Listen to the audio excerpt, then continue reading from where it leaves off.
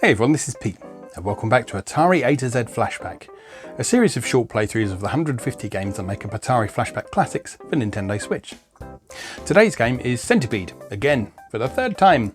This is the third coming of Centipede, and it's for the Atari 5200 this time. So as we've previously seen the last couple of times that we've seen Centipede, this was an all-time classic from the golden age of arcade games, and it was developed by Donna Bailey and Ed Logg, with the former in particular very keen to develop something that would appeal to gamers of all ages and all genders, rather than being specifically aimed at boys, as a lot of games were during the period. And so the concept of playing in the garden, of fighting off bugs and that sort of thing came about, because that was something that Bailey in particular felt that more people would be able to relate to. Now the 5200 version that we're going to be looking at today bears a strong resemblance to the Atari 8-bit version, unsurprisingly, because the 5200 is basically an Atari 8-bit. And this was released in 1982, which was the same year as the Atari 2600 version. And it maintains its little brother's solid gameplay while adding some more accomplished graphics and sound, as you'll see when we start to play it. So let's go play Centipede again. Okay, here we are once again with Atari Flashback Classics. Today taking a look at Centipede for the Atari 5200. As always, let's have a look at the manual. And you can see that this obviously came out around the same time as the 2600 version. 1982, I think it was, if I remember correctly from what I said in the intro. And you'll see that the Atari 5200 artwork and manual is quite similar to the 2600 version. This sort of grey look with the rainbow stripe down the middle. That was very much Atari's look in that period. So, let's look at the story, because just like the 2600 version, it has a story. And rather than just reusing the one from the 2600 version, they rewrote it for this one. So here we are. One glorious spring day, you hike into a dense forest that you've never before explored. As you push deeper into the woods, the trees close up behind you, and the forest grows increasingly dark and ominous. You get a creepy feeling and decide to go back. A chill plays up and down your spine when you turn and realise you're lost. You collapse onto a flat rock beneath an enormous spreading tree and try to regain your sense of direction. A grey squirrel chatters at you. "How do I get out of here?" you sigh out loud. To your amazement, the squirrel speaks. "Help us and we'll show you the way home," promises the squirrel. "What?" "This is an enchanted forest," explains the squirrel. "We peace-loving animals must suffer the hostile attacks of an evil centipede, a deadly spider, a venomous flea, and a poisonous scorpion. We've waited a long time for a heroic human to enter our realm and release us from the centipede's cruel dominion. Will you help?" "I guess so, but how?" The forest rustles as dozens of small animals rally around you. Rabbits, birds, deer, raccoons, muskrats, butterflies, and more creatures than you can name appear. A bird flies over, releasing 3 white feathers. "Catch those," the squirrel instructs. As you catch the feathers, they transform into 3 glowing wands. "Now you can go to battle for us," says the squirrel. "With those magic wands, you can shoot sparks at the centipede. When any section of the centipede is hit, it turns into a powerless mushroom. You can also stun the spider, flea, and scorpion with sparks, and they will disappear after a short time. But if one of them bites you before you spark it, you lose consciousness and your magic wand is snatched away." Suddenly, you hear a leaf-shaking shriek, and the animals scurry about in a frenzy of terror. "Look out!" cries the squirrel. "Here comes the centipede!" There you go. This is a slightly different setup this time. You're not a gnome down at the bottom of the garden anymore. You're in an enchanted forest, defending it from a giant, terrifying centipede. So you start the game with 3 magic wands. Every time you score 12,000 points, you win a bonus wand, and a musical fanfare exalts your bravery. You can have a total of 6 magic wands at one time. There was 7 on the 2600 version. A little bit different for some reason. Yeah, so, I mean, at this point we know how Centipede works. So the rest of this manual is just sort of instructions on how it all works. Now, I think I've mentioned the 5200 controller before. But I don't think we've actually seen a picture of it before, have we? So here is the 5200 controller in all its glory. What you can't quite see from that rather low quality scan there is that the top part of that is basically a non-centering analog joystick. and then the bottom part is a sort of telephone-style keypad. And the bit you can see there in Figure 5 is an overlay for that. So in more complex Atari 5200 games, that phone keypad would have specific button functions on an overlay like that. So rather than pressing the 5 key, you could actually press what was marked on the overlay to do particular things. So that was a pretty cool idea, if a bit unwieldy to use. Now, Centipede's not a very complicated game, so the only functions it's got on there are the game selections, which in this case are easy, standard and hard, and choosing between 1 and 2 player mode. And down here, this is interesting, the trackball option. At the time Centipede was released, the trackball for the Atari hadn't been released. It wasn't a thing. But it was something they'd obviously planned to do, and they'd built in support for it into Centipede, which is pretty cool of them. And indeed, if you've got an Atari compatible trackball, and you play the Atari 5200 version or the Atari 8-bit version, if you hook up a trackball to it, you can play it as intended. So I don't think this version necessarily simulates the trackball motion, but it probably does simulate the analog control of the Atari 5200 controller. So, well, I guess the only thing left to do is to give it a go, isn't it? So, here we go. So we can choose between 1 and 2 players using the buttons at the side here. As in Atari Flashback Classics, it basically simulates the keypad controls of the 5200 with this little interface bit at the side here. So we can choose between these different versions by pressing the game select button. So we'll stick with standard, and you can do 1 or 2 player, and then you hit start, and off you go.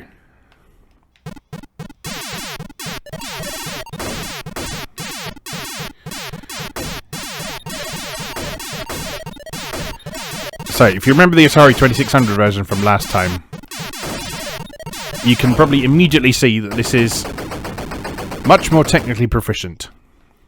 So we've got more detailed graphics, we've got much smoother animation, the mushrooms look like mushrooms, and the whole thing is generally quite a bit closer to the arcade version.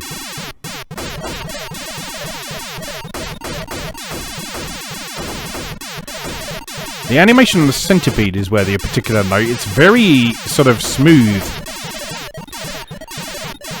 Not in terms of frame rate, but just in terms of sort of that kind of sort of graceful curve it makes when it's turning around the corners.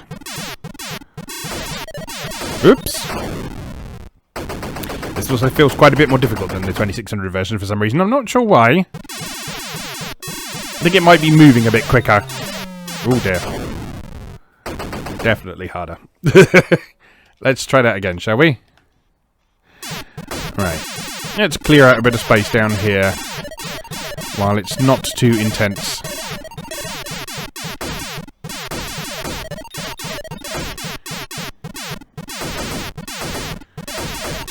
Watch out for the... Oh! I was going to say watch out for the spider before running right into it.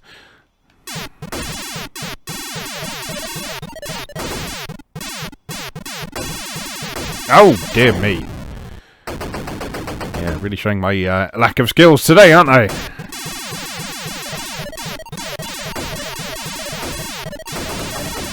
In my defense, I've been ill for the last week. So I'm absolutely not on top of my game, and it's not at all that I'm not very good at this game in the first place.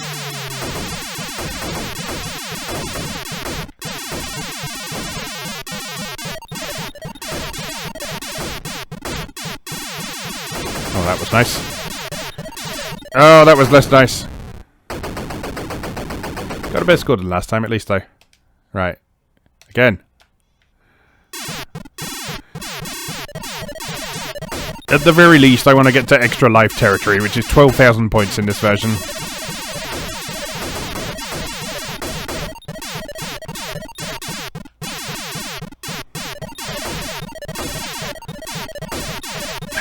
Right into his face, as usual.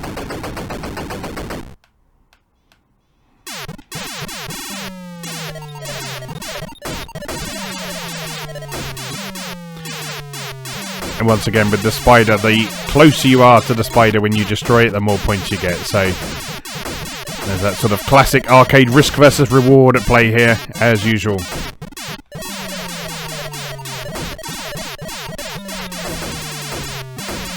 Or you could just play it safe and avoid it. But that's not how we roll around here. Oops. Maybe it should be how we roll around here. On track for a semi-decent score, at least. Oh, no! I had to say it, didn't I? I had to say it. Curses. Right. This time's the one. And my left nostril has become blocked in fury. So distracting, I ran straight into a spider, bum first. Backed right up onto his mandibles. Do spiders have mandibles? I don't know. I don't really know what mandibles actually are. I just sort of associate them with gross things. And yes, spiders are gross. Let's not have any of you spider lovers coming out in the comments.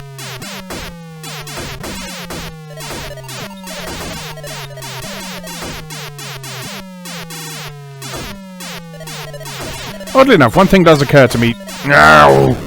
One thing does occur to me with this game, which is that there are quite a few old 8-bit games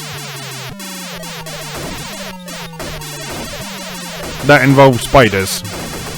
That used to kind of terrify me, because I really don't like spiders at all. I'm better with them than I... We break 6,000. I'm better with them than I used to be when I was a kid, but I still don't like them. Oh my god!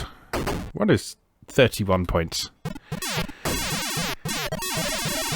45 points. What was I saying? I've got spiders on the brain now. Yeah, so when I was a kid, I really did not like spiders. I would sort of run out of the room screaming whenever there was a spider and have to get my mum or my dad, usually my dad, it has to be said, to deal with it. And my fear of spiders extended to video games as well. So anytime there were video games that involved spiders, the most notable examples I can remember being Alley Cat and Mountain King on the Atari 8-bit. Because those both had spiders that were fatal to the touch. And Mountain King had a particularly unpleasant one that sort of wrapped you up in webbing and just left you to suffer for a few minutes before it came in at you. And that used to scare the absolute crap out of me when I was a kid. But for some reason, the spider in Centipede never freaked me out too much. Despite the fact it moves very unpredictably and quite unpleasantly, if you think about it. But I think it's the fact in Centipede, it's very fragile. You sort of get used to its presence very quickly. And it's quite easy to get rid of. It only takes a single shot to get rid of the spider in Centipede. Whereas in both Alley Cat and Mountain King, the spider was basically undefeatable. It was a hazard rather than an enemy. It was not something you could defeat and beat. So I had no power over the spider in those games. Whereas in Centipede, assuming you can deal with its erratic movement pattern, you have power over the spider. Oh, excuse me.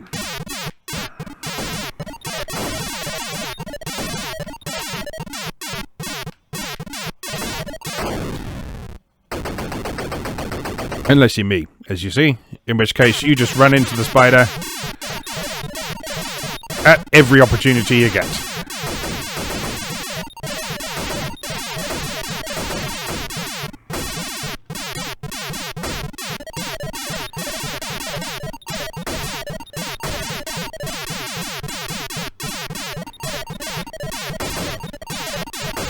So the main difference between this and the arcade version is the aspect ratio of the visuals. The arcade version uses a tall, tatty screen display, whereas this is using the full width of a 4x3 television set. That makes for a slightly different feel. I think essentially, if you sort of analyse it, it's basically sort of stretching roughly the same amount of game over a wider space, thanks to differences in resolution. But just sort of seeing the action unfolding over the whole screen, no, kind of gives it a different feel to the arcade version. When I was growing up, I actually used to prefer a sort of full screen variants on arcade games like this, rather than the tall and thin original versions, or attempts to sort of recreate that experience at home.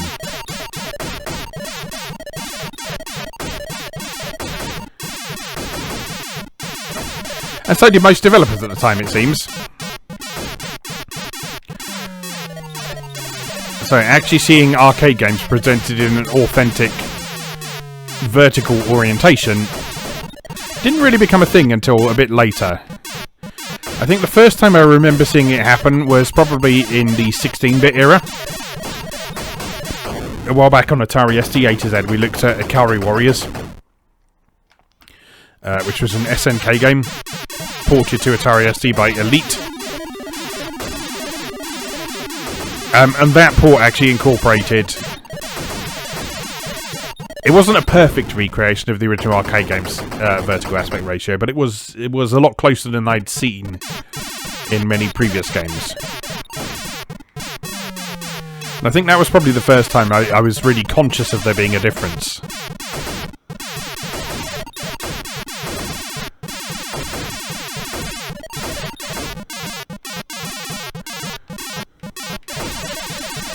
Oh, I'm really struggling with this. I know what... I can't pin down what it is that is making me struggle so much with this. Right, let's just try and pay attention. I'm going to concentrate on the centipede and just avoid the spider. And if I happen to hit him along the way, great. But I'm not going out my way to try and kill him. I'm just going to... No! I was about to say, I'm going to try and safely get past him, but...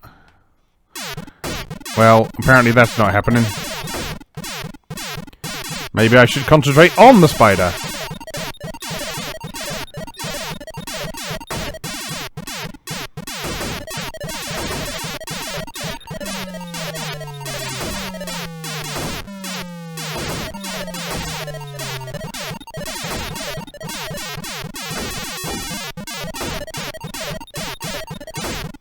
Get out of here, you scummy eight-legged freak.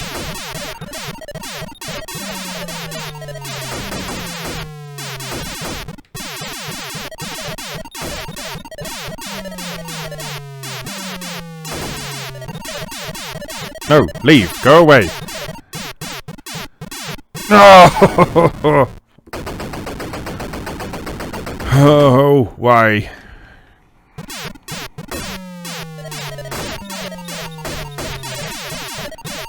Those fleas are very distracting as well. I believe they drop down when there's not enough mushrooms towards the bottom of the screen.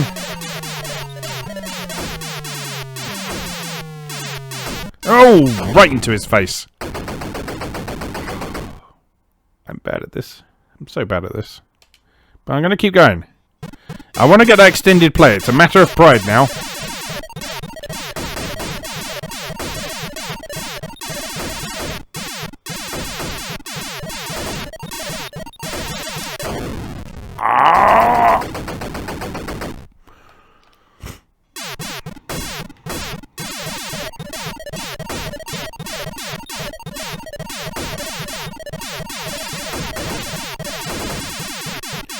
I'm beginning to think I might have been wrong all these years to not fear the spider in Centipede.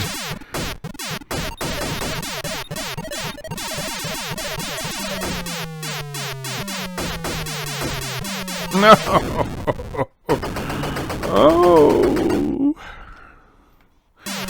hurts so much.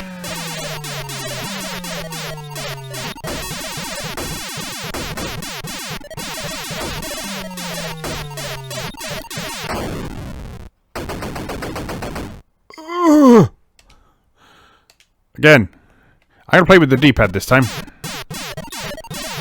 Oh no, that doesn't feel good. I'm going back to the analog stick.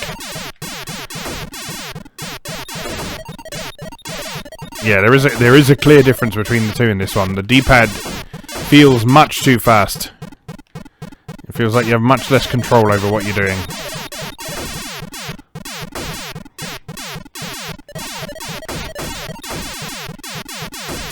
I've never actually used a real Atari 5200 controller. I know it's supposed to be legendarily awful, but I am really curious to try it.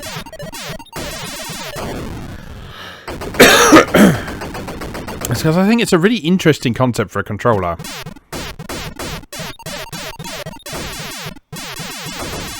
And one that Atari decided to revisit with the Jaguar, of all things.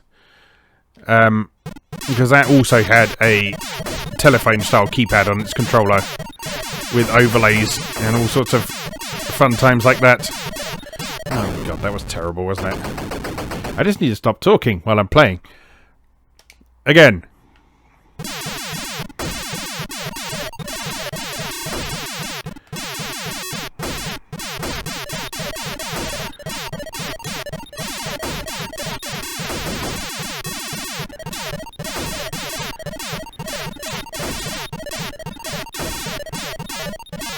I'm trying to analyse what makes this feel so much harder than the other versions of Centipede that I've played.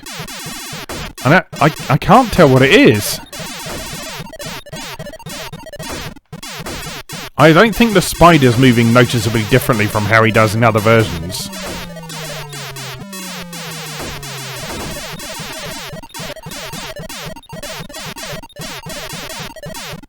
But it just feels really difficult to actually avoid death in this one.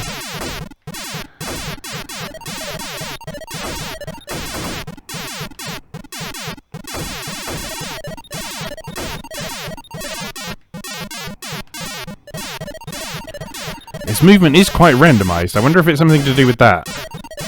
If he's just a little bit more unpredictable than he is in the...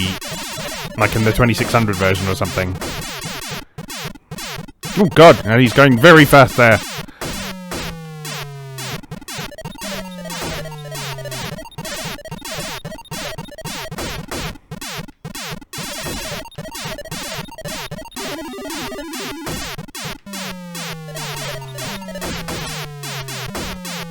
Oh, this is going slightly better, isn't it? He says, preparing for death.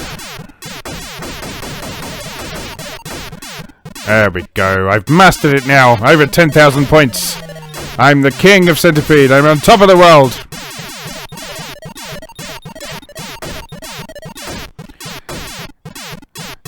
Yeah, I was just pretending to be terrible before. Now I'm demonstrating my true skill.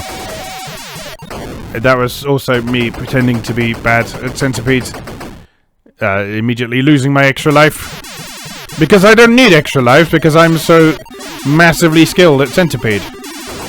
Obviously. Whoops! I don't need that life either, because I'm so massively skilled at Centipede.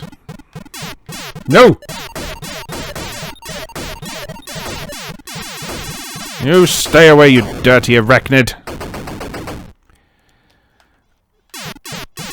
I'm just gonna try and stay away from the sides of the screen, maybe? But sometimes you have to go to the sides of the screen. And that's where the spider comes from. No!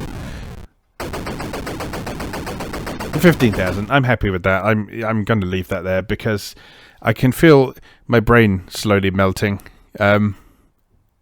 With frustration at my own inability to perform, shall we say.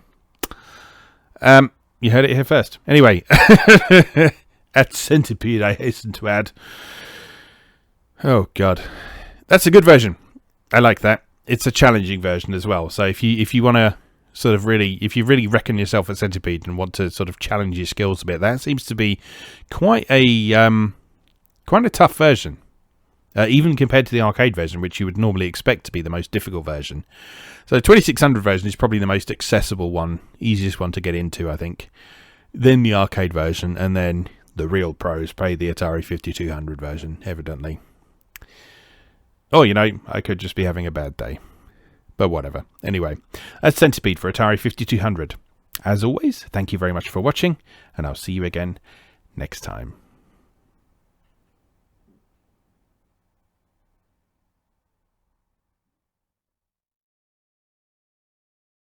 Thanks for watching. If you enjoyed this video, please help out the channel by leaving a like or a comment and subscribing. New episodes of Atari A to Z are on Tuesdays and Atari ST A to Z on Thursdays. Check out atariatoz.wordpress.com for a full archive. Do please also check out my other projects moegamer.net, where I explore Japanese and Japanese-inspired games from yesterday and today, and videopackgames.wordpress.com, which aims to catalogue the small but well-formed library of the Philips G7000 Videopack computer, also known as the Magnavox Odyssey 2. You can also support my work on Patreon or buy me a coffee. You can find links to do both down in the video description. Thanks again, and I'll see you next time.